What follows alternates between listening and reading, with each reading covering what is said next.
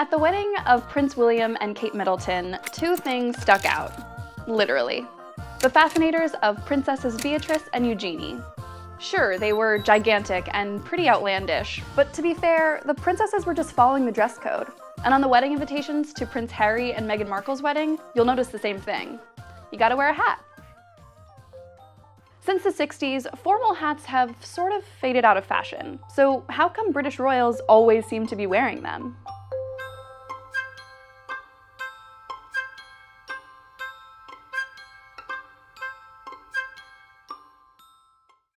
Hats have always served multiple functions. They protect us from the cold and the sun. They're symbols of religion or trade or military station. Or, in the case of the top hat, they can show how stylish you are. There's a really popular story that the first time a guy wore a top hat in London, it caused such a stir that a woman fainted, dogs yelped, and a kid broke his arm in a mob. This probably didn't happen. But it is true that top hats weren't really a thing in the UK until the early 19th century. Beau Brummell, a fashion-forward dandy, introduced them to his friend and future king, George IV, and top hats officially received royal approval. Brummell was a big hat guy, and he's also responsible for the decadent fashions you see at places like this. That's the Royal Ascot, the biggest race of the London social season. In 1807, it introduced the Gold Cup, a shorter race that brought larger crowds. It was around this time that Brummell introduced a strict dress code for the race, so that even those from lower social classes looked the part, including Eliza Doolittle. Come on Dover! Come on Dover! Move your blooming arse!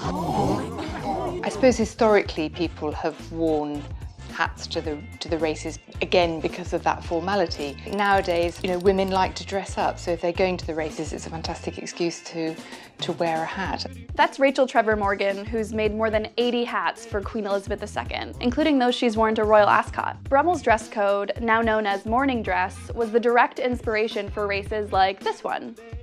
And it also became the de facto style of dress for all high society events held in the daytime. Meanwhile, women's hats ebbed and flowed according to fashion trends at court. Bonnets in the early Victorian period, followed by tall ornamental hats, and then elaborate Edwardian creations with enormous brims. At the end of the 19th century, we had women wearing hats all the time. They'd always go out wearing a hat. After World War II, the traditional social season began to decline as aristocrats abandoned their London homes. But morning dress still remained, most notably at horse races and weddings. I think there was a definite shift in hat wearing in the 1960s, and I suppose it's because fashions became a bit more casual. I think the young were experimenting with more exciting hairdos. You had beehive haircuts and people piling their hair up and then really short, sharp cuts, and somehow it was left to the older generation to carry on that hat wearing, I think. Hats were still, of course, required at the fanciest events for the fanciest people, which is why hats tend to peak in popularity around the same time as royals do.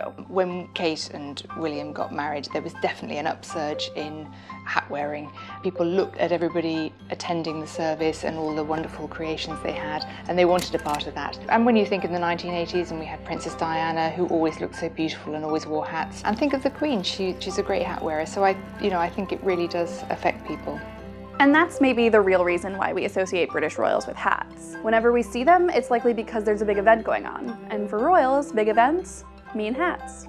People might want to wear a hat to stand out and because they're quite an extrovert, or they might want to wear a hat in order to sort of slightly hide behind. And there are those people who've never worn hats and feel very awkward about the whole thing.